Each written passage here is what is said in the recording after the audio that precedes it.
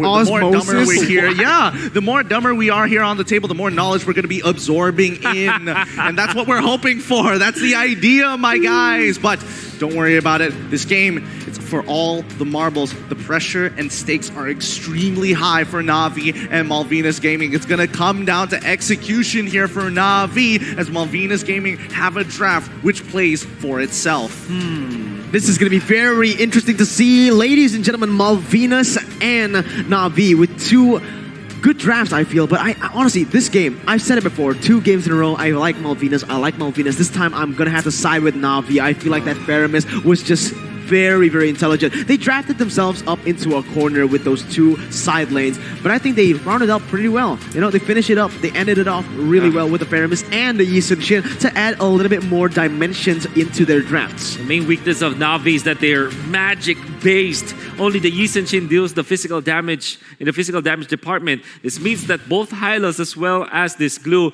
will play an instrumental role for Malvinas when it comes to just itemizing up. I mean, Radiant Armor is going to be there for sure, as well as the Oracle. Now, Steffi actually on this Hylos just trying to invade already, and my God, did they stop the Yi Sun-shin from farming? Yep, I mean, that's what happened. Someone wanted to give Esmeralda at least a little bit of an advantage here. A defender coming in to make sure they punish this potentially, but with the Wanderers on the other side of the map, Steffi's not going to go down here, right? Steffi should be fine. He still has Flicker. He's all good. Quinn shows up and they back away.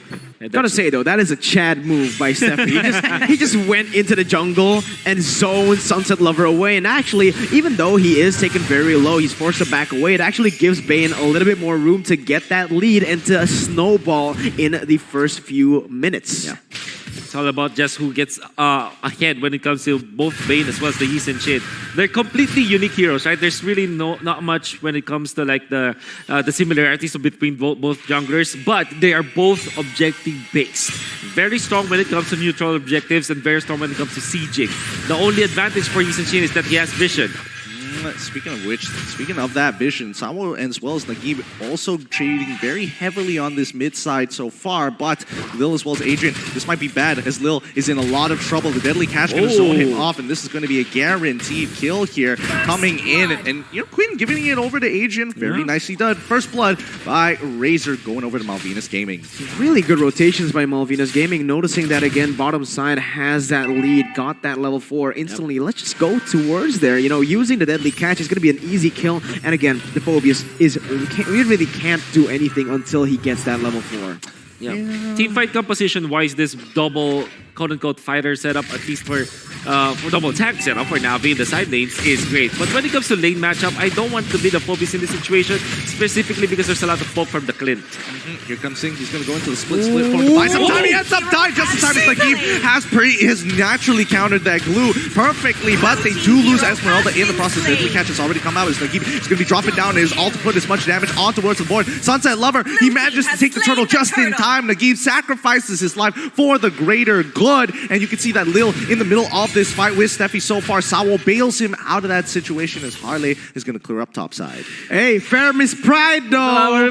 That was really good by the Faramis earlier on, but again, I feel like even though they got the turtle, it was still worth it for Malvinas Gaming. They were able to get a lot of that damage done, and actually, they got the really good trade. I think it was a 3-for-1 just now. Now, let's take a look at the items. With the 300 goldie that Malvinas has taken away, what can they do? Well, they can tank up, that's for sure. What they need to do now is to just wait for this Bane almost all the time. And the way that they can make the space for the Clint is to make their mid lane trio stronger.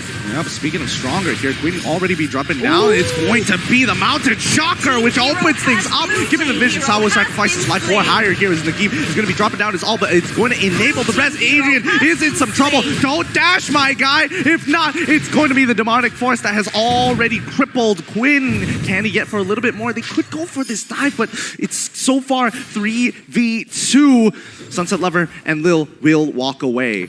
Again, very, very intelligent by Malvinas Gaming, and especially by Adrian knowing the limits. Again, he lived with 1 HP. This kid is insane mechanically. You can see honestly, what is it called? The instinct from this guy? How he doesn't even calculate these fights. He goes in, he thinks it's a good idea, and he just does it, right? That is the crazy, crazy moments that happens in these games. Now, we'll break it down. Instant replay for sure. The Bounty Shower providing the vision allows Nagib as well as Sawa to dive through, and that Bane kill is so important for the set of for Na'Vi. And they eventually will lose their Faramis, and Agent is able to just run away scar-free. But one thing that they did get from that is map control. That little opening for Na'Vi allowed them to take down some of the outer turret energy shields in the bottom lane. However, Malvinas, with, I would say, the cleaner executions, will get the gold advantage. Sunset Lover getting some good damage onto Adrian so far, but while we were in that replay, we did see that Lil actually dying overextending here with the rest of Na'Vi as they wanted to pressure up that gold shield down on bottom side. Now the turtle is going to be contested for us. Steffi is in the middle of everybody. Feathered Airstrike going to try and cover him. Here comes the Demonic Force. Glorious Pathway is put down to give him a little bit more time as Sawo comes in straight away to enable Lil to get on top of the right targets here. Can he get on top of Quinn? Still no. The charge runs out just in time as they have zoned them out from the turtle as it has been slain by NATUS VINCERE, brought to you by the STB. It's not just about the kills at that point. I think they just wanted to go for the turtle kill, honestly. Because you see them not really totally commit to that. The moment that Sawa jumped with the circling eagle, he just backed down when using the flicker. They allowed Lil to kind of zone out the members of Malvinas. It's just, you know, smokes and mirrors, as they say, for the kill onto the turtle. Again, for the side of Malvinas Gaming right now, they need to know that a lot of these neutral objectives can't be contested just because of the Faramis alone. Just by Faramis being there, right? He's going to pop the altar and you can't do anything. You want to commit onto those fights? No, you're not. You don't want to do that. So what do you need to do? If the objective is on the top side, NATUS VINCERE, they want to go for it. So we just go for the trades on the other side of the map. I think it's better for the composition either way, right? With Farsa and the Clint scaling up, it's going to be great. And now let's take a look at the items. Yep, it's Molten Essence, the casual Molten Essence from Sing. He's gonna be completing the Dominance Ice, which is perfect against the sustain of Na'Vi. You want that for sure. And for Harley, they already have the Cloud of Destiny along these mages, so you're gonna have to just wait for maybe 2 more minutes before another fight breaks out. Unless, of course, there will be a push in the bottom lane, which is very unlikely, as Sunset Lover as well as Lil will be able to clear this wave for sure. Oh, look at that. Deadly Catch already out to potentially summon something or at least prevent a dive down on bot side to get that first tower here. But so far, both are just pushing and pulling, looking for positions on each other. That was a very, very tense moment for both Na'Vi and Malvinas Gaming. Huge. That was a huge moment right there, all right? Just a little poke like that can make a huge difference, especially considering that, again, Na'Vi wants to be playing for these objectives that is coming up in 10 seconds. They need to start poking in. They need to start denting this huge, huge threat in Malvinas Gaming. If not, again, like I said, it is just going to be an all-out fight, but Na'Vi, they've chosen to go bot side. Here comes the Circling Eagle to get onto Agents. They dive in straight away. Demonic Force happens once, but can they get it a second time? No, they don't find him. Wrong target, Lil. He goes down. Nagib is the next to fall, and even though he drops his ult, is not in time to get Lil back up to get into that fight. Oh, that's so unfortunate here. Good punish coming in from either side, but notice on top, they're already getting an initial push. As I said, guys, Na'Vi, what they want to do is use the Faramis to control neutral objectives. What they don't want is to go in like that. It's not good whatsoever. Remember, Malvinas Gaming, their composition is really good on that disengage. With the Deadly Catch, you dive in, you're going to get bursted down, all right? That is not good at all. And Na'Vi, they need to start getting disciplined here, all right? The win condition is not by going for the fights under the turret. That altar becomes completely useless in that way. Yeah, you don't understand. They have the bait. They know that they are tanky, but not under the turret. They were so focused into taking down Adrian, and even though they were able to get the kill to Adrian, they traded for 2. Here comes Sawa once again, engaging on towards Harley's side. Demonic Force is going to force him out. He's going to go straight on top of him. Can he secure the kill? Does he have Asper's? I know, not in time. Steffi gets on top of him. Good law and order to buy some time, but Sawa saves his life. He makes it out, and there goes Glue, who dies over the Faramis down as Nagib does the job. Look at Adrian, though. All the while, that NATUS VINCERE go for the fight at the top side. It is actually still Adrian reading out the positioning really well right here, but Nagib is waiting in that bush. Adrian, he needs to be careful right now. The damage comes through. Gonna be pulled back. No, it will not be the case. So, Na'Vi with all due fairness, they were able to get the turtle, a big objective, and this is what Mirko was trying to say. Neutral objectives is the key. Yes. I want to say though, Steffi played that well. He popped the Glorious Pathway and also clipped that Phobius as he jumped. If not for the great guiding wind coming out from Sawo, I'm pretty sure that Lil will be duly punished as he was stunned under the second tier turret of Malvinas. Wonderful play coming out from Steffi, but even better, the guiding wind coming out from Sawo.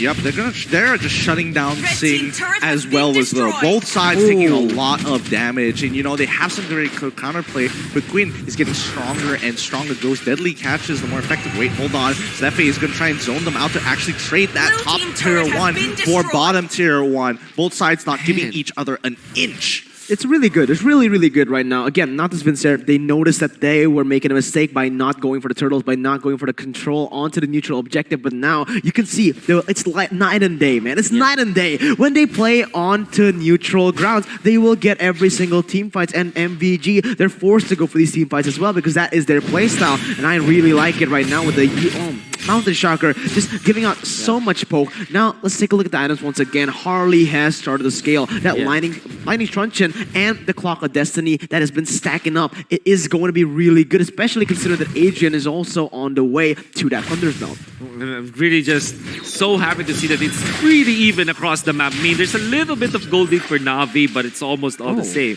And even the junglers, as you're seeing, they went in for the same set of items as their first 2 items. Like the War Axe into the Blade of Despair means that they really just want to deal the damage against heroes when it comes to the poke, but most importantly, focus on taking those objectives. And so far, Na'Vi has been pretty good at taking these turtles, 3 turtles to 0.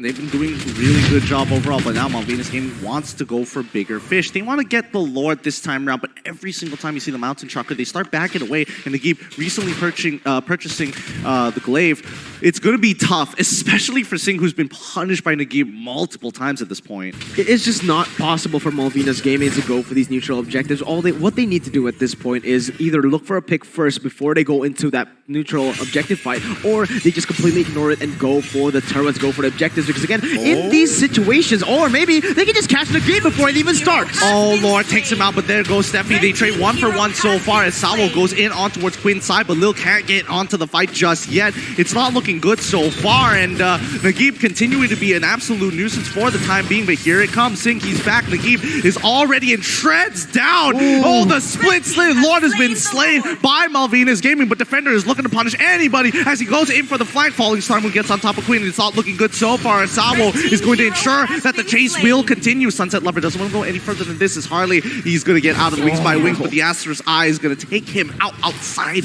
of the map. That was beautiful by Malvinas at first, but Na'Vi finishes it off with a banger of a fight, man. They played it perfectly, even though it was Nagib picked off, right? Nagib was picked off, but the members of Na'Vi, they know how to play it, and they're going to go in again. Yep, on top of Adrian so far, it's going to be the Glorious Pathway that gives him that space, but Defender is so strong right now, but where is Farmers? Where is Nagib? Can he get on top of Sing? No, it really does not matter. He's already given up his life, and now he can only do it a little too late. The timing of his death, a little too much, but with Lord pushing, Na'Vi has to back away, deal with the situation. Such a close game. Imagine this. Na'Vi committing the mistake, just really jumping in front of Malvinas. Malvinas punishing them for it. Eventually gets the Lord. And then Na'Vi, because Nagib, because of his passive already, was up already even after the death, they were able to just pull it through. I mean, obviously Malvinas still takes out the Lord because of the Farsa, but he still recovered. And Sing, knowing that there's no Pyramus in here, will try to go for the play, but really punished by Na'Vi. Nah, he's sacrificing his life. He wants Malvinas to finally start closing up this gold gap here in the mid-tier 1, and maybe even the purple. Is he going to get the purple? Yep, he gets the purple as well as the next tier 2 on top side. This is why I'm saying it's very crucial to just let Nagib live. Nagib needs to live through all of the team fights, right? He needs, not live, but they need to pick these fights really, really well, because without that altar, especially when it's misplaced like that in that mid lane, basically, that ulter is useless. Again, they ulted inside of turret range. You're just going to be constantly dying over and over. You don't have that much time to deal damage. You don't have that much time to look for more because, again, the enemy is already at their territory. What you need to do is force Malvinas out of their base. In that moment, you will get these literal good fights, easy fights for you. But if not, Malvinas, again and again, you get Nagib, you get the game. They become so confident when Nagib dies. Exactly. And Malvinas, now it is time for them to group up for sure. They already have the items, they already have the openings, maybe utilize their glue now, but it makes it so, I mean, the farm just makes it so difficult for Sync to play. Red team turret has And been even destroyed. the team that utilized this farm is against the glue was Onyx Philippines, was able to talk to Marky, and the real goal is to it's not really just about the damage you get from the glue. The threat of always having to be a kill threat against the glue, that's really the goal of having the fire miss. Speaking of which, Steffi trying to punish here, but you can see that Na'Vi is going to be walking towards that jungle. Could they potentially catch off Steffi? Here we go. This engagement is about to begin. Your defender comes in with the falling Star Moon, catching onto two. Adrian is going to get bailed out of here. Feathered airstrike to draw the line on the side with the deadly catch to disengage completely. Sing holding on to his ult for as long as possible, knowing that Nagib is zoning him out. It's a game of rock, paper, scissors. Double cursed helmet coming out from Malvinas Gaming. This is perfect against HP-based heroes. As you can see, that's the tanks coming out from Na'Vi. Yet to see Radiant Armor picks up on Malvinas Gaming, but they do have Dominance Ice. They are going to go for double Dominance Ice build, but both Sing as well as Steffi, this is going to be crucial against the sustained composition of Na'Vi. But for Na'Vi, when it comes to the items, they have damage penetration, the Divine Glaive as well as the Genius One coming out from Nagib. That's going to be scary. That is going to be scary. There's going to be a ton of magic damage that can come out from this hero. And then he also amplifies the damage output eventually of both Esmeralda and the Phoveus. Man, can we talk about the tension real quick? Man, this is crazy already. Remember, 15 minutes in, very close game, and this is for all the marbles. Whoever loses here, they're going to go home. They're out of the tournament. You can see the pressure, and you can see how hesitant they are even into clashing on these team fights. This is very uncharacteristic of MVG, but this is what they need to do. They can't go in for these crazy fights anymore. As long as Faramis still lives, they need to stay consistent, disciplined, waiting for that moment, and honestly, they need to go for that prolonged fight, baiting out that altar. Once you get that altar out of the way, back away and look for a re-engage when it comes in. Right now though, this is not what they want to go for because the damage coming from that Yi Sun-shin is huge. It is a full item game at this point, and you do not want to be tanking, soaking all that damage before the Lord even starts to happen. Half HP Lord. Here it goes. They're going to start the engaging. Adrian is going to get attacked by the demonic force here as the airlines is going to send him all the way to the back. But here comes Glorious Pathway to try and slow down this engagement. And they find it. They get bait. Deadly Catch is already out and they drop down the altar, but they're moving away. It's going to be the demonic force that makes all the difference here as the backline is now gone. It is 3-0 in favor of Na'Vi here. Sawo is bringing in the airplanes to the docks. Na'Vi, with this, they might have just done it here, guys. This is going to be the one straight push, perhaps. Let's see if the two members can defend. Let's take a look at the base that's getting sieged down, and that ultimate. Oh no, I think it's over here. Harley's in trouble. He goes down as defender, and Lil finally find the space, and the enablers have done it. Adrian, he's gone. GG, well played as Na'Vi moves on to the next round. Man, I said it about their drafts. I like it. From that Faramis pick, they rounded off. They ended off strong. Oh man, that was overlooked for sure. No one expected a Faramis to come and